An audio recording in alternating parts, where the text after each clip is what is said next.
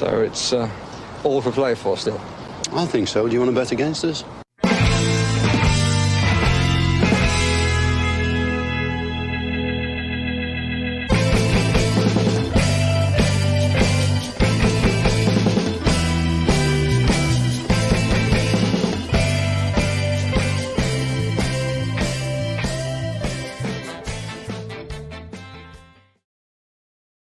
Hello, villains, and welcome to For the Love of Paul McGrath podcast. Back again. Take a few days off. Needed a few days off without doing any podcasts. It had been a long month of, what month was it? August? It had been a long month of July and a long month of June. So took a few days off podcasting after Villa's great 1-1 draw against Man City, and now feel rested and recuperated and ready to go again. I'm joined tonight by the wonderful Ross of the South African Lions Club. Delighted to have Ross on again. Regular watchers of the podcast will be familiar with Ross, and regular watchers of Premier League TV and everywhere outside of the UK and Ireland will probably be familiar with Ross as well from his numerous appearances there. But firstly, before we get into talking anything Aston Villa, Ross, how are you and how's everything down in South Africa? Good evening there, Neil. Yeah, things are good this side. With the change of season, it looks like that Aston Villa have also changed their leaf over and possibly get into some good form. We stopped the rot against Man City, so I'm pretty happy with that. Yeah, hopefully so. Hopefully, as you said, that they have changed the leaf. And I suppose to talk about this Leicester game, I think we're going to have to do a good bit of talking about that Man City game as well. And the fact, I suppose, that we looked in that game to have stumbled upon a formation that kind of suited the players that we had, or maybe not even the formation, because it was the same formation that we always played, but I think it was probably a positional and tactical layout that kind of suited the players that we had, Ross. Is it fair to say that? And how did you feel that the starting 11 that we put out against Manchester City kind of had an impact on how we were able to have a more structured approach? Yeah, well, it's exactly that. When I saw the team sheet come out, I was scratching my head. I was quite confused as to what Steven Gerrard had done there, but after, I'd say, the first 5 to 10 minutes of the game, I could actually see for the first time this season what the team were trying to do, and it was coming off quite well. So, as you said, it looks like we've stumbled across something that looked like it worked. It's not to say that it could work against every team in the Premier League, but it definitely worked against Man City, and it's a really good platform to try and build on. Exactly, for sure. And I think that is the case. I think it is after the great point that we got at the weekend, the point that no one thought we would get. And I think at the end of the season, it's these points that you don't think you're going to get. They only really add up if you go and you beat the teams and get the points that you think you're going to get. But still, we'll celebrate a point, and I don't think it shows any small time mentality from that point of view. But I think what you said there is very, very important, that worked for that game, and it brought a couple of players into the I suppose the lexicon of where Gerrard wanted us to be, and it brought people more into the, what am I trying to say, into the I'll start again what I was going to say there, because I can't think of English words at the moment. But I think basically we saw a couple of players, the likes of Jacob Ramsey and so on and so forth, that kind of really started their season, is what I was trying to say. We've kind of really, they've been kind of muddling through games so far. And yes, Ramsey was good against Everton, but I thought he was really, really good in this game. Leon Bailey was really good in this game, obviously goal aside. Ollie Watkins was good from minute 1 to minute 90 in this game. And I think that we stumbled upon something with regards to that. But do you think that, against Leicester, do you think that we're going to have that same kind of lineup, or do you think that he kind of regresses back into what he knows best? I think we need to try and switch it up a little bit. We can't be as passive and maybe even as defensive and static against Leicester as we were against Man City. I mean, Leicester are performing quite poorly at the moment, and we don't want to give them any breathing room. We want to continue to pile that misery on. So I would hope to see us go even more attacking this time. As I was saying, that specific tactics and lineup worked against Man City to the T. Might not work against Leicester, but I really want us to try and utilize Bailey more now. It seems that he's got his fitness back, and I want him to try and start being more of a 90-minute man under Steven Gerrard. And if we're able to get that right, and maybe even utilize Coutinho and Buendia either or within the side with Jacob Ramsey, then we might be able to strike up a really good combination there. But these are just more questions that are going to pop into our minds after seeing how well we did perform against Man City. There's no denying that our players have got talent.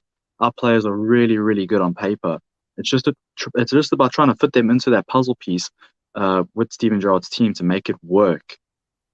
I think that's true. I think that is true. It's great, actually. I'm looking at the comments here, and Locks. I haven't been speaking to Locks. I'd say it could be a year since I've been speaking to him. Locks is a Leicester City fan, and I did a show. Actually, it was on a Leeds YouTube channel for Joe, the Just Joe football show, and Locks joined us. And even a year ago, it could even be longer. It could maybe even be 18 months ago. And Locks was calling for Brendan Rodgers to go then. He wasn't quite enamored by him or enthused by him. And Locks is looking to wonder, are we going to swap managers this weekend? And it's been brewing. It's been brewing, and it's been something that people have been talking about. I think in both circles, would we just do a manager swap and see what happens in the game? Do it beforehand and see what happens in the game. But I think Steven Gerrard, to answer that kind of question, I think obviously if Rodgers loses at the weekend, they might pull the trigger on him. There's been a couple of there's been a big trigger pulled today, and we will speak about that in a moment. But I think that Steven Gerrard has a small bit of goodwill in the bank from the ownership, and we'll see, I suppose, if he can string results together. I think that will show as to whether they are going to keep him or not. I'm fully on the side that they will pull the trigger when they feel that they absolutely have to. With Steven Gerrard, like, one result doesn't make him a genius all of a sudden. As I say, winning those points against Man City, they only count if you go and you get points against teams that you might fancy. And look, with no disrespect to Leicester, because we're not exactly halfway up the league either. We kind of want to be beating teams that are in and around us and below us at this moment in time. So it is definitely something that we have to do. But I mentioned that you mentioned there about trying to get Coutinho or maybe Buendia into the team and maybe featuring Bailey a small bit. I think that that's something that he will do. Like, I genuinely believe that he's going to go out and play the same team that he played against Man City. I don't see any reason for him to throw a spanner in the works. I think the only change could be, and guess what? For anyone who listens to the podcast has been listening all year, I think Bednarak might come in at centre half instead of Konsa. Yeah. And the reason I think that is that I think they might want to have somebody that's a small bit better and a small bit stronger, so that somebody like Iheanacho or Daka doesn't blow past him.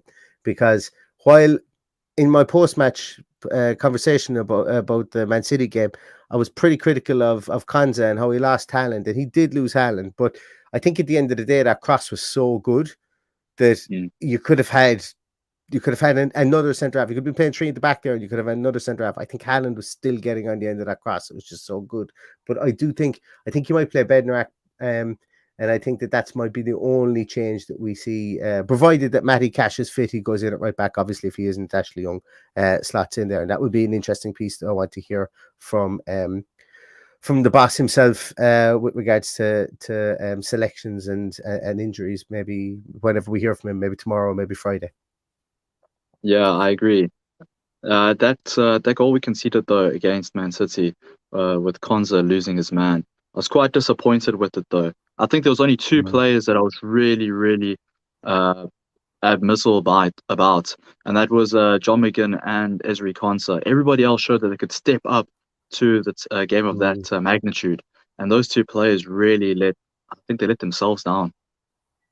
I thought McGinn was a small bit better. I thought he was a bit more busy, but he has been a man that seems to be playing with the weight of the captain's armband on him so far. Yeah. And he is, like, coming into the season, he would have been one of the 3 or 4 players that people would have been talking about as one of those kind of marquee players for Aston Villa, from the point of view of, he's an established player within the team. He should be getting better within this team.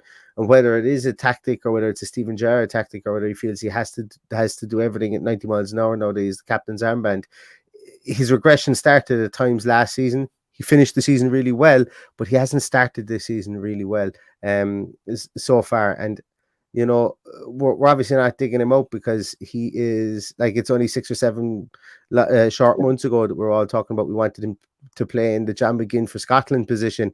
So there's definitely like he is a very, very good player, and I still to this day think that if Villa made him available on transfer deadline day, never mind the Douglas Luizes of this world, I think all those teams that were in for Douglas Luiz would have been in for John McGinn and would have bid whatever we wanted for him, because I think that teams value his effort quite highly, albeit at the moment he can't seem to pass his way out of a paper bag.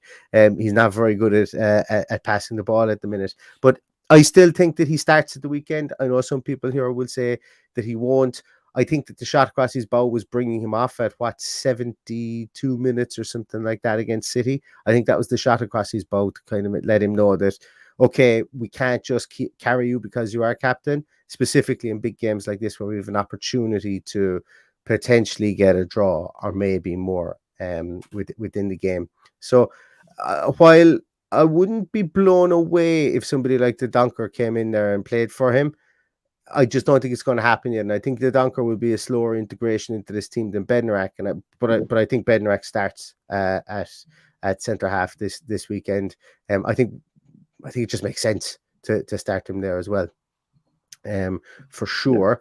Let's take a look at some of the comments here before we kind of move on, and we're going to talk a little bit about I think more things kind of Premier League in a moment, because with this game at the weekend, the connotation is obviously that Brendan Rodgers is going to get the sack. Actually, Locks, I don't know if you've got me. If you want to DM me on Twitter, I'll send you the link for this. If you've got 5 minutes and you want to come on and talk about Leicester and about Brendan Rodgers and give us your feelings, if you want to DM me on Twitter, man, I've got my DMs open. You can give me a shout, and I don't know if you've got 5 minutes free, do, and we'll get you on. If not, we'll continue to bumble on here for sure. But so I suppose looking at the kind of landscape of the Premier League at the moment, we've obviously had a big sacking today, and that's why I bring up the Rodgers piece here, because there is potential for Rodgers to be sacked at the weekend if things don't go Leicester's way. But we've obviously had Thomas Tuchel was sacked today, and then there was a lot of clamour. And first thing, like literally, my Twitter went nuts. DMs, my WhatsApp went nuts, going, "Damn it, that's Poch gone off the market now." And then all of a sudden it came out 15, 20 minutes later that, whoa, Chelsea want to build something. They want to get a coach in here. They don't want to get a manager. They want to get a big name. They want to get when I say a big name, I mean a flashing lights name. They want to get a manager who's proved he can be a manager and a coach, and they want somebody to be here for the long term. And then that's kind of brought up the name of Graham Potter. And it looks like now Graham Potter is going to be in situ probably as early as tea time tomorrow. And he'll be in the dugout most likely for the Fulham game at the weekend, which is an absolutely monumental turnaround because Chelsea just went away and paid the 16 million release fee for him. Talk to me, number one, I suppose, Ross, on Thomas Tuchel, what your views are on him and maybe, because I don't think I've fully formulated an opinion on him. He's obviously a good mind, a good footballing mind. He's had some fantastic gigs in the footballing world, and I don't think that any team could turn their nose up at him. But as the person, I suppose, what we've seen of him over the last few weeks, whether it be the Conte scrap on the sideline or whatever, or maybe the team's just general aggression, how do you feel that I suppose that his tenure has kind of fizzled out the way that it has? I'm surprised. I honestly am, and there's a lot of Chelsea fans that I know that I'm good friends with that are equally as surprised and disappointed with that decision. Thomas Tuchel had his 100th game in management for Chelsea in the Champions League, where they lost 1-0. Over those 100 games, he's sitting at a win percentage rate of 60%. That's staggering. That's incredibly high for a manager like that. I think you're sitting on the clubs he's been at too. Yeah, exactly. I mean, he's been in some high-profile jobs. He's managed high-profile players. You think about at Dortmund and his PSG days as well. So he's not a Mickey Mouse coach. He's somebody who knows what he's doing. I think this might just have been an impulsive decision from the new Chelsea owners trying to stamp their authority onto the club. We've seen that with how they've got rid of all the backroom staff and senior management that was under the Abramovich era. And that's just my speculation. I also don't understand why they would have paid. I think they broke the single transfer window record, and they bought all of these players, all these big money signings that you could even deem as champagne players that were seen as unnecessary to them, and they've overpaid for most of them. I think if you look at Fofana, 75 million for Fofana that's a staggering amount. I think that's going to be worth it. I think he could end up being the best defender in the world in the next 2 years. I think that's probably the only one I kind of agree with them spending on, to be honest with you.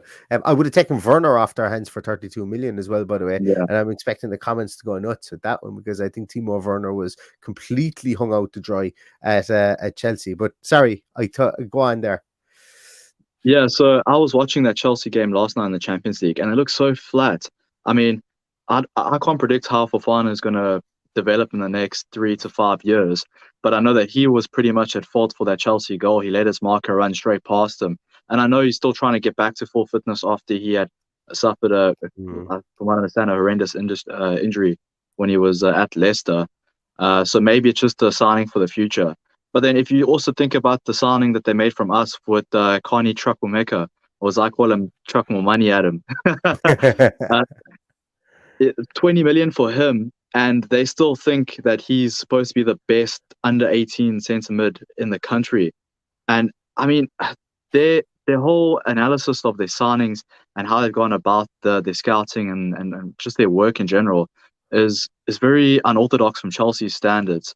So I think that they're in a bit of a rebuilding situation at the club, and the owners could be looking to try and just stamp their authenticity onto the club. And whoever comes into the Chelsea job next, whether it's Graham Potter or Pochettino, they're going to have some incredible talent there to work with. I just feel that it was probably a decision they've taken a bit too early. I mean, Thomas Tuchel is a really good manager, and he's demonstrated his skills at Chelsea and also the other clubs he's been at. So I think whoever does walk into that Chelsea job will be an incredibly lucky manager and won't need to spend any more money for the near future. Yeah, one of the big things is, I think that I was just reading before we came on that Potter was, and I like this moxie from Potter. I like the balls that he took, because like this could be his chance to have his biggest job. He's like call it as it is. This could be his biggest job in football. Going straight to Chelsea out of Brighton, done a fantastic job at Brighton, but proved that he could be a coach's coach and actually set a team up right at Brighton. But what I think the biggest thing that he said was, I'm not going anywhere unless I can bring my recruitment guy with me. Now, Chelsea, as you say, they may not spend as much money. They may spend more. Chelsea were on the hook. If every player that they wanted to sign, and I know for a fact they wanted to sign Ibrahim Sangare as well, and I know they wanted to sign Edson Alvarez, and they wanted to sign Gavadal and loan him back. If they had signed every player they wanted to sign, they would have spent close on €500 million in this transfer window. €500 million. €500 million. It's mental money. Mind-blowing. Like that is absolutely insane money for one transfer window. So that means the money is there, number one. But also, they obviously have some sort of transfer committee there or whatever, some transfer team calling the shots there with regards to that. Potter would have known that. And Potter comes in and says, no. My guy is after pulling gems out of every corner of this earth. See Moses Caicedo? See McAllister, Alexis McAllister. See the left back that they signed. Is it Ecuadorian left back? See, yes, Spanish Bob and goals. You know, all these guys. He goes, no. I'm not going anywhere unless my recruitment guy comes, because you can go away and spend 500 million all you want, but you're going to need these guys as well. When you need them, I'm going to trust my guy to find them. And I think that's he's going to get what he wants. If they're going to pay 16 million of a release fee for him, they're going to pay whatever release fee it is for a transfer guy or for a backroom team. So, but I think that's, he understands what makes him, as in Potter, and we'll know probably by early tomorrow whether he's going to be the man that's going to take up the job or not. And I would imagine that it's so far down the line now that it's just a case of confirming it now, I would imagine. But with that happening, and obviously Graham Potter would have been somebody that a lot of Aston Villa fans would have spoken about. And as I say, the meltdown that happened about, Pochettino isn't coming to Aston Villa. David Ornstein today intimated that Pochettino would be interested in the project at Aston Villa. And I think I think us Aston Villa fans, we kind of get caught in a bubble of our own at times to say things are shite, things are going bad, things are going awful. But I think from the outside looking in, that people are looking at us and going, this is a team of internationals. This is a team that have international players that are a decent age. They're at a prime age. And if I can come in and get a song out of these guys and maybe push the top half first of my first season, then push into the top six, like Steven Gerrard thought he could do. But I'm talking about managers who have proven a small bit more than Gerrard in his tenure. I think that's still there. Now, Ornstein did, which hasn't been reported by anyone. Ornstein did specifically say in no uncertain terms as well, I am not linking him. I have no idea as to whether he is interested. I just think it could interest him because it's a very good project to have at Aston Villa. And he sung Aston Villa's praises. He sung Wes Eden's praises, Nassif Sawira's praises. So all the sound bites were, I think that he could be interested in this. But 30 seconds later, he says, I have no knowledge on this and I'm not linking him to the club. So that was conveniently let out. But what I'm getting at here, Ross, is Pochettino, yes or no from you if it was to happen. And as I say, we're not casting aspersions. Steven Gerrard could go in, win his next 4 games in a row, and we won't be having these conversations anymore. But because it came up in conversation today, we're just discussing it. But a yes or no for you? I'll answer your question this way.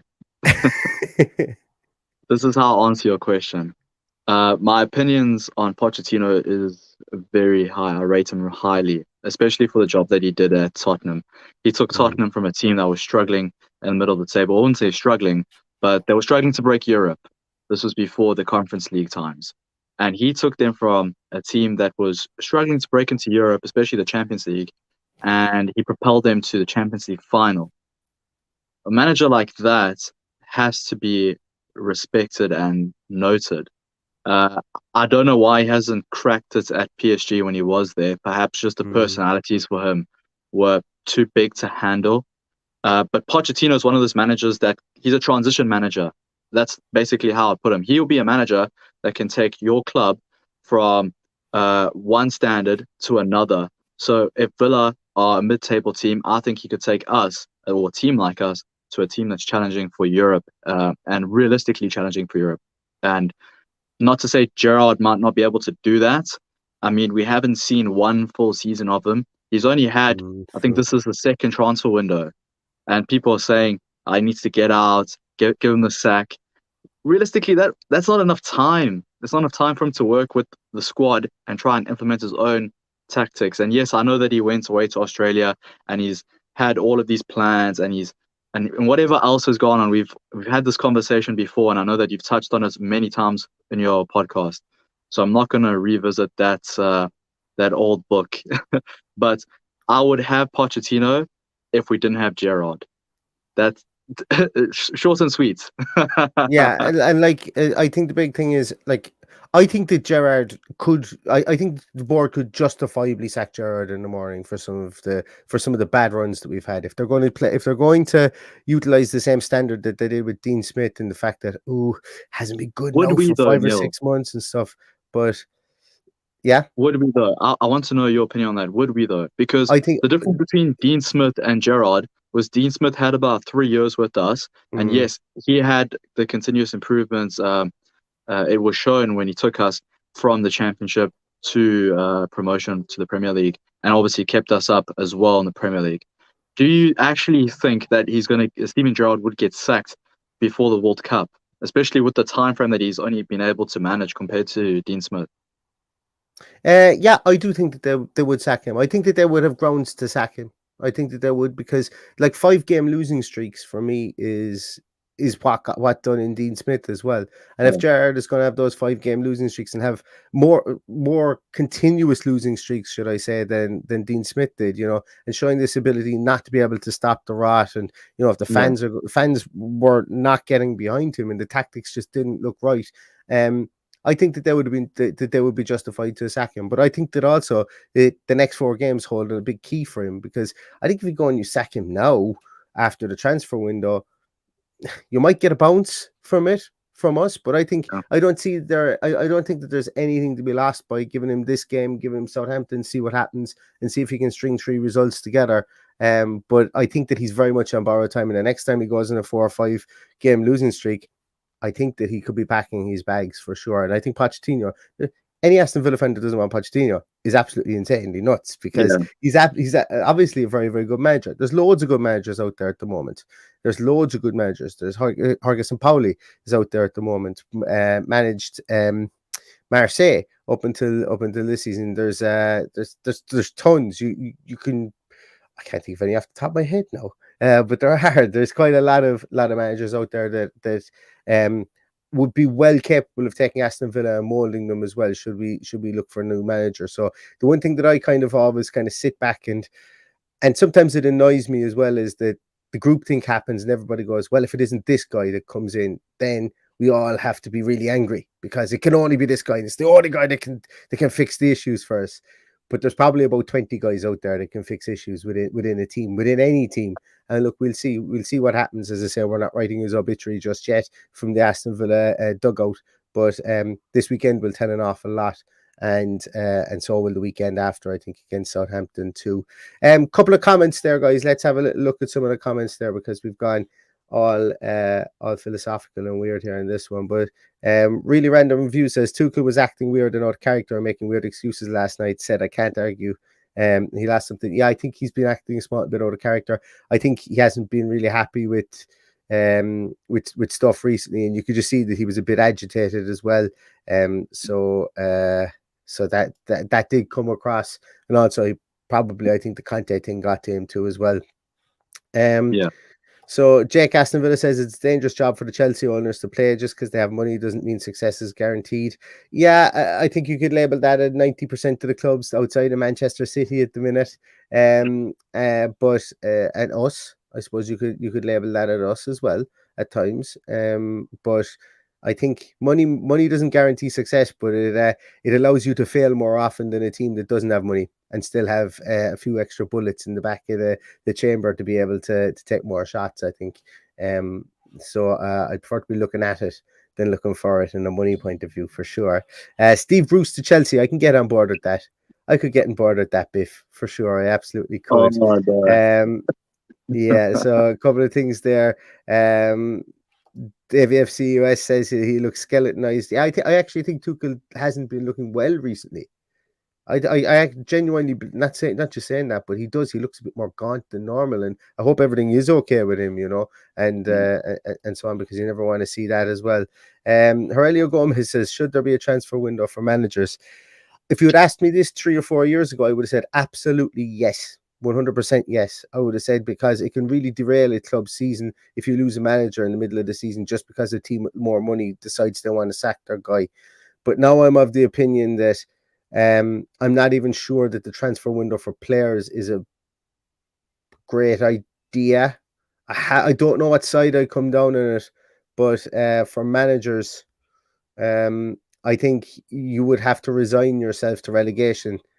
Put it this way: if your transfer window is for managers, I think you could be resigning. There could be teams there that are resigning themselves to relegation in October or November, because they won't be able to make any changes to get people over the board. So it's an interesting concept, Aurelio, a very interesting concept, and I'd love to get a group of people a lot more intelligent than me to sit down and have a conversation on that, because I think that my mind is very open to change on anything with regards to transfer windows, whether it be players or managers, for sure.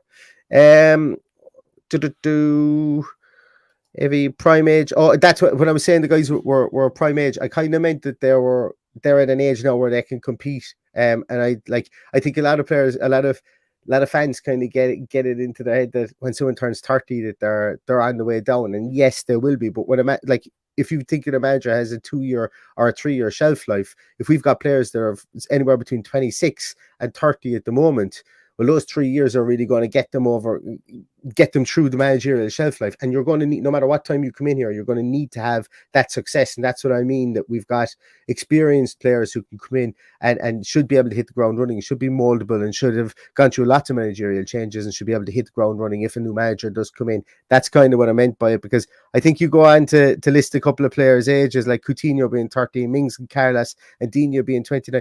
29 isn't that old. Yeah. Isn't that old anymore? I don't think. I do agree with you. Coutinho being 30, Ings being 30, specifically those two guys with a lot of injuries. I think you put into the context of people who've had lots of injuries and their age, you probably take that into context and so on as well. But valid point. But I suppose just to clarify what I meant is that, he's not coming into a team with a lot of 22, 23, 24-year-olds whereby change of managers can really affect them. And they might have had a manager for Dean Smith for 2 or 3 years previous to that. And then Steven Gerrard comes in and, the consistent chop and change of manager can sometimes affect the younger player as well. You must invite us to his birthday when he turns 30, so we can chant, "You passed the prime age, man." We'll see. I'm 37. I'm still able to tag out in the Premier League now if Ashley Young is doing it. So I'm looking for a contract. I'm open for a contract. If anybody needs a holding midfielder, they can just give me a shout there in the Premier League. Absolutely. Wait a minute. Why didn't I get a phone call from Johan Lange and transfer deadline yet? Because we didn't sell Douglas, that's why. Yeah, that's breaking news. I can now finally tell you guys, if Douglas Luiz had moved, I would have been his replacement. Where else are we? And I don't agree with this either. Just that you've said they become injury prone at 30. I don't think that they do. I don't think that there's any. I'd like to see some evidence of that. I'd like to see some evidence. Obviously, you're going to pick up niggles as you grow older, but I don't know if you become injury prone at 30. But I'm open to correction on that. There's a lot of players who've played past 30 and have not had bad injury records either. So let's take a look. Is there any more comments there? So Biff is traveling over to Southampton game next week with his son for his first game. Excellent, Biff. I hope they absolutely smash it out. Friday Night Lights as well. Another game I was supposed to be going over to, but thought better of it and had to cancel my tickets and my appearance at that game. But I hope you enjoy it, Biff. It's going to be a cracker, I think. And I just wanted to go over and see the Friday Night Lights effect. It would have been nice. It would have been nice, but look, I'm sure there'll be one next season. We won't be able to get to. That'd be great, guys. We've been on for about 31 minutes. I told Ross that I'd have him out of here with the time difference and everything in South Africa. I'd have him out of here before 8 o'clock. So I think that's really going to do it. Ross, you don't have anything else you want to go through before we wrap it up today? There's a couple of things, but we'll touch on it very quickly. With regards to this Leicester game, how do you think we would line up? Do you think that besides Bednarek, do you think that there'll be any other surprise inclusions into the side? No, I think he goes. I think Gerrard knows. Gerrard said after the Arsenal game he was under pressure, and I think Gerrard still knows that he needs to get results against teams that are around us and maybe below us. And I think that that Gerrard goes with that team. Once again, we have to remember here there is an expectancy amongst the fan base to go and beat Leicester because Leicester are at the bottom of the table. Definitely. We aren't really putting up trees in the goal scoring department ourselves. We need to start showing that we can score goals for me to be confident that we can go away to a team who are on their uppers like Leicester are and beat them. And I think that Gerrard knows that as well. And if he's learned anything from the last year that he's had, almost year that he's had in situ in the role, I think he'll go and he'll play it safe. And if he gets another draw against Leicester, it's not the end of the world. Then he comes back in the home game against Southampton and gets a win. He can spin it that he's 5 points out of 9 and so on. And I think that there's going to be a bit of that over the next few games. And some people might say that it might be limping towards holding on to Gerrard as from the board. But I'm of the opinion that points gained for Aston Villa, regardless of who's in the dugout, is a positive thing for me. I think we're completely capable of beating Leicester. I think we absolutely are. Yeah. But as I say, it's an away game, and we're not exactly putting up trees even in the attacking part of the field. Albeit we did look a small bit more structured in the defensive part of the field. So I think he goes with what he played at the weekend, and maybe brings Bednarek in there to offer a small bit more height and a small bit and similar mobility, and we'll see what happens from that point. That's what I think happens. Yeah, it's going to be very interesting. I think the way this game can turn out in terms of the tactics and formation points of view is either, as you say, we stick to the same formation and tactics that we played against Man City, where Digne and Cash or Ashley Young, whoever does play, don't maraud forward and actually sit back, and we end up hitting the teams on counter-attack, or it looks like he might revert to his old tactic, or his original one, where he likes having those overlapping fullbacks. So I think this game will be the catalyst on how the rest of our season will go. Because if he does stick to the the tactic and formation that he played against City, I think that'll be the number one go-to for the rest of the season. And if he switches it back, then we have more questions than answers.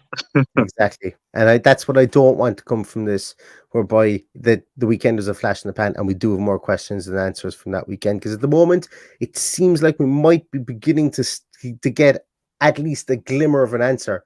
But if we go out and absolutely fall flat in our face at the weekend, those answers are washed away and it's back to, we need wholesale changes again. And if that happens, that happens. That's absolutely fine. There was a comment I missed, and Tuan asked me, oh, that's not the right one, but there's another one back up here from you, Tuan, and you asked, when is the voicemail podcast? I completely forgot to do the voicemail podcast yesterday. I do apologize. It's going to be up tomorrow. I'm going to get it done early tomorrow morning, Irish time. So when you wake up in Jamaica, because you're behind us in Jamaica. When you wake up in Jamaica, it'll be there waiting for you tomorrow morning, and you'll be able to watch it. And I'm looking forward. I haven't actually listened to your voicemail, to any of the voicemails yet. I switched off from football from Monday until today, and didn't even watch any Champions League last night, which is very, very unlike me. And I feel much the better for it. And to be honest with you, I probably wouldn't have done this podcast until tomorrow because I was enjoying taking a break from football. Only the Graham Potter stuff dragged me back in this morning, back into it again. So, but yes, thank you so much for reminding me. The voicemail podcast will be up. And for those of you who do not know what I'm talking about with regards to the voicemail podcast, the voicemail podcast is this. You can leave a voicemail on speakpipe.com /for the Love of Paul McGrath pod, and we will read out your voicemails, and I will do it tomorrow morning. It will be pre-recorded and it will be uploaded. But please leave your voicemails if you do wish to have a say on anything that's going on at the moment. I will discuss it with you from an Aston Villa point of view. So excellent stuff, guys. Thanks so much for joining us this evening, and thank you so much for joining us tonight. We will be back with the team sheet tantrum on Saturday. Paddy, I hope Paddy will be back by then. If not, I will be here to join you guys and to go through the team sheet tantrum, and we'll be also do a post match at the weekend as well. So stay tuned for that. The voicemail podcast will be out tomorrow, and until then, everybody stay safe, stay happy, and until Saturday, all that's left to say is up the Villa. Up the Villa.